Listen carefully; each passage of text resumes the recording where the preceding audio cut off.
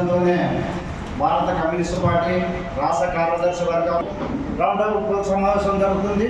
ఈ సమావేశానికి ముఖ్య అతిథి జిల్లా కమ్యూనిస్ట్ పార్టీ కార్యదర్శి మరి రంగనాయుడు, అదేవిధంగా సభాధ్యక్షుడు కూడా మరి నా విప్లవ ధన్యవాదాలు తెలుపుకున్నాను.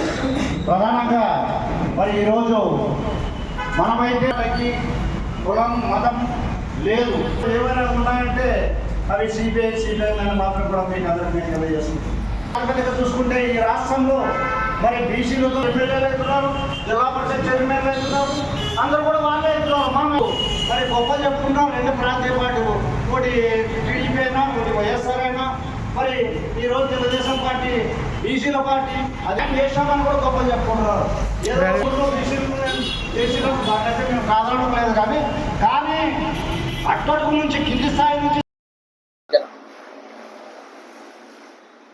ఆంధ్రప్రదేశ్ రాష్ట్రంలో జనగణనలో కులగణన ఏర్పాటు చేయాలని ఈరోజు బీసీ సంఘాలతో సమావేశాన్ని ఏర్పాటు చేయడం జరిగింది. ఈ బీసీ సంఘాల సమావేశం నంద్యాల జిల్లాలో ఉన్నటువంటి బీసీ సంఘాలని అన్ని సంఘాలని కలుపుకొని రేపు ఈ నెలలోనే సిపిఐ రాష్ట్ర కార్యదర్శి రామకృష్ణ గారి సమక్షంలో రాష్ట్ర వ్యాప్తంగా ఈరోజు ఖచ్చితంగా బీసీలకి స్థానిక సంస్థల్లో 42% రిజర్వేషన్ కల్పించి ఎన్నికలకు పోవాలనే ప్రధాన అజెండాతో ఈరోజు ఈ సమావేశాన్ని నిర్వహిస్తూ ఉన్నాం. ఈరోజు పక్కన ఉన్నటువంటి కర్ణాటక రాష్ట్రంలో రిజర్వేషన్లు కల్పించారు, పక్కన ఉన్నటువంటి కర్ణాటకలో కల్పించారు, మిగతా అనేక రాష్ట్రాల్లో కూడా ఈరోజు జనగణన కులగణన చేస్తూ ఉన్నాం. దేశవ్యాప్తంగా కూడా ఇది జరగాలని సిపిఐ పార్టీగా కోరుతా ఉన్నాం. ఈరోజు ఈ జిల్లాలో ప్రధానంగా ఒకే సామాజిక వర్గం, పెత్తందారి భూస్వామ్య సామాజిక వర్గం ఈరోజు పరిపాలన చేస్తూ ఉన్నారు.